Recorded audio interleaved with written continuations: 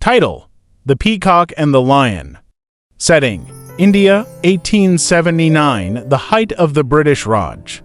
In the heart of Bengal, in a sleepy village by the Ganges, lived a young Indian scholar named Arjun Bose. He was the son of a Sanskrit teacher but educated in the British-run missionary school. Arjun walked a tightrope between two worlds. At home, he recited verses from the Bhagavad Gita, and at school, he debated lines from Shakespeare.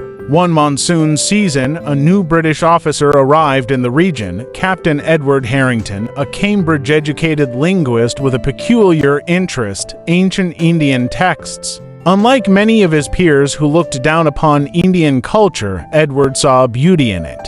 He believed the wisdom of India could teach the West as much as the West claimed to offer India. When he met Arjun at a local gathering, he was struck by the young man's eloquence and depth of knowledge. Over cups of tea under banyan trees, they discussed everything from Vedanta philosophy to the British Parliament, from Ashoka the Great to Queen Victoria. But these conversations did not remain unnoticed. The East India Company may have lost its grip, but British administrators were still wary of any signs of intellectual resistance. When Edward began helping Arjun translate ancient Indian legal codes into English, texts that spoke of self-rule, justice, and equality, suspicions arose. Rumors spread. Was the officer being seduced by native ideas? Was the scholar sowing seeds of rebellion? Then came the spark. Arjun's cousin, a printer in Calcutta, began distributing pamphlets derived from their translations, texts comparing Indian ancient governance with the corruption of colonial rule.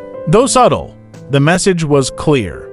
India once ruled itself with wisdom. It could do so again. Edward was summoned to the district headquarters. He was told to cease his friendship with Arjun and return to England. But instead of complying, he submitted a letter of resignation and joined Arjun's cause, not as a rebel but as a bridge between worlds.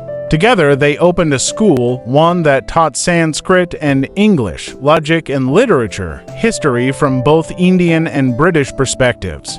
It became a quiet revolution, shaping a generation that believed power lay not in swords but in stories. Years later, long after Edward passed away, Arjun would speak at an Indian National Congress meeting. He held up a worn copy of the Magna Carta and a palm leaf manuscript of Chanakya's Arthashastra. "The lion and the peacock," he said, "need not fight. If they walk together, they could rule not just land but the mind."